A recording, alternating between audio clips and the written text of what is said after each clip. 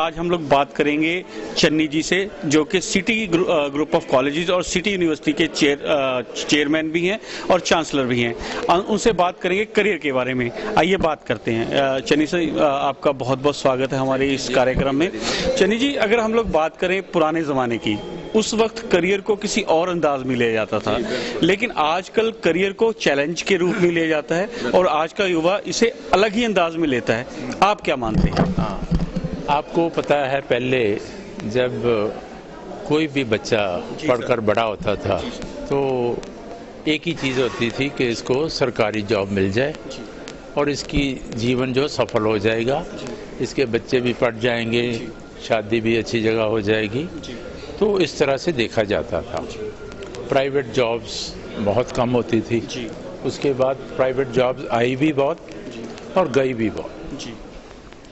आज की डेट में जो भी बनना है, जो आप में स्किल है, आप में जो आपके अंदर जो है, वो अगर सरकारी जॉब में है तब भी, अगर प्राइवेट में है, एंटरप्रेन्योर है, बिजनेसमैन जो भी हैं, वो सब कुछ आप ही हैं। अगर आप में कुछ है, पैशन है, कुछ करने की तमन्ना है, कुछ अलग से करने की तमन्ना है, तभी आप कामयाब हो पाएंगे। अदरवाइज सरकारी जॉब हो, प्राइवेट हो, बिजनेस हो, तो आप हमेशा फेल होते रहेंगे और पैसे खराब करते रहेंगे। मेरा मानना है, पहले आदमी को, जिसने भी अपनी ज़िंदगी को आगे बढ़ाना है, उसको करने से पहले एक बार सोच ले, 10 बार सोच ले, 50 बार सोच ले, लेकिन जब सोच लिया उसके बाद उसको पीछे नहीं हटना चाहिए।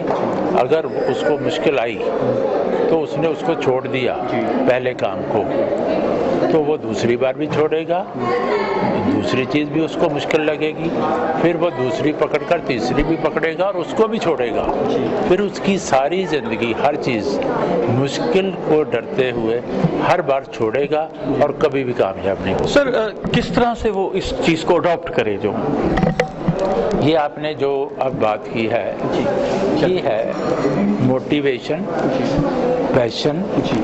इसमें ये चीज़ें अगर हैं, इसमें आपको अच्छे मित्र ढूंढने चाहिए जो कि आपको पैशन के बारे में और ज़िंदगी की मोटिवेशन के बारे में आपको बताते रहें कि लाइफ में मुश्किलें आनी ही आनी हैं और कभी भी मुश्किलें आपका पीछा नहीं छोड़ती।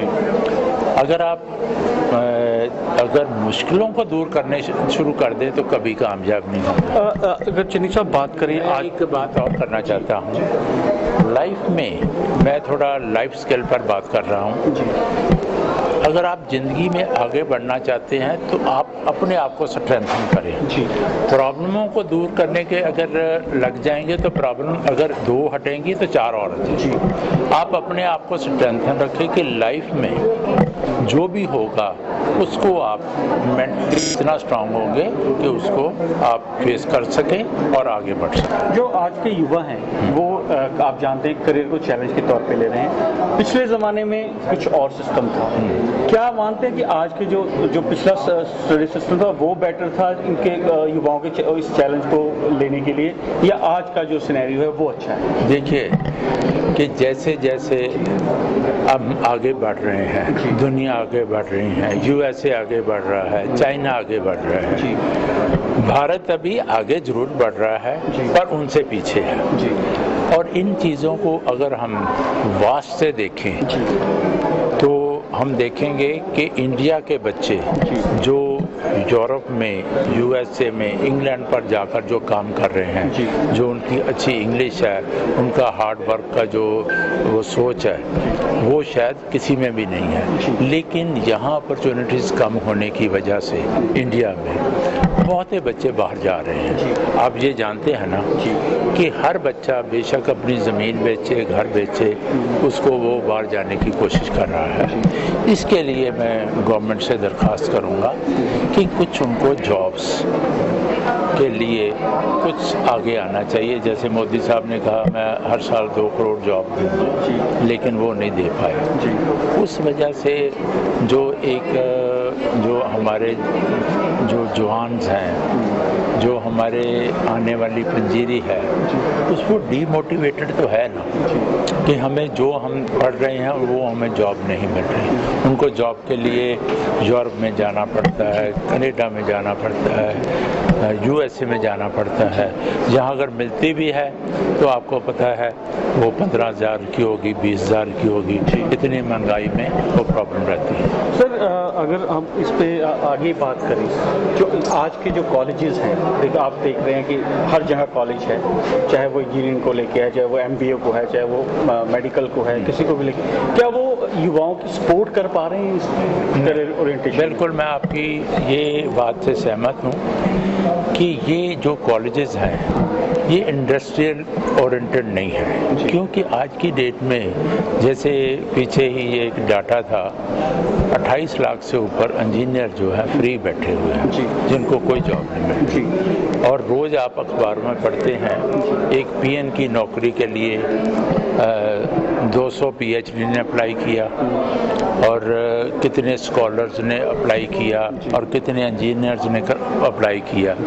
तो उनसे पूछा जाए जो पीएचडी पीएन की जॉब के लिए अप्लाई करते हैं, वो कहते हैं हमारी लाइफ तो सिक्योर्ड है ना, हमें 35-40 हज़ार सैलरी तो मिलेगी ना गवर्नमेंट के। कहने का मतलब ये है जो ये इंडिया में जो हो रहा है, जो ये बच्चों में ये चीज़ जो आ रही है वो नहीं आनी चाहिए। एक पीएचडी अगर पीएन की जॉब करेगा, अंदर जो क्लर्क बैठा है वो शायद 10th पास है या +2 पास है, तो वो जो डीमोटिवेशन आएगी उसके दिमाग में, तो उसको कब हम बीट कर पाएंगे। तो वो तो बहुत बुरा रहा है इस वक्त। इसके लिए बहुत ज़्यादा सोचने की बात है। तो गवर्नमेंट को इसके बारे में ऐसी बहुत चीज़ें चल रही हैं जिसके लिए इनको सोचना चाहिए और इस पर काम करना चाहिए। सर करियर को लेके आजकल देखिए, अगर माँ बाप हैं वो भी परेशान हैं, टीचर भी परेशान हैं, प्रिंसिपल भी परेशान है, अगर आगे आए तो कॉलेज वाले भी परेशान है कि वो सोचते हैं बच्चे नहीं पढ़ते। इसमें आप किसको जिम्मेदार मानते हैं कि कौन है ऐसा जहाँ पे कमी आ रही है इनकी? देखिए, 2-3 चीज़ें तो ये है कि पेरेंट्स ही बच्चे को कहते हैं कि मैं अल्टीमेटली तुमको बाहर भेज दूँगा। आपका चाचा गया था वहाँ, आपका ताऊ गया था, उसने वहाँ बहुत पैसे कमाए। जिस बच्चे को ये पता चल जाए कि मुझे बाहर जाना है, उसका पढ़ाई में दिल नहीं लगेगा। ये पेरेंट्स को बचना चाहिए इन चीज़ों से कि बच्चे को कभी नहीं करना चाहिए। दूसरा, जो आज की डेट में जो बहुत मोह प्यार पर बच्चे से करते हैं, उससे भी बचना चाहिए।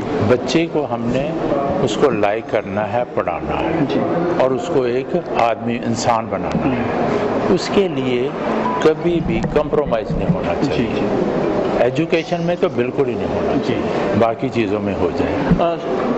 जी प्लीज़। हाँ, कोई बात नहीं। आप जी क्या मानते हैं कि आज के ज़माने में बच्चों को कौन से करियर के लिए जाना चाहिए? क्या आजकल चल रहा है, ट्रेंड क्या है? हाँ, देखिए ऐसे है, एवरी पर्सन डिफरेंट।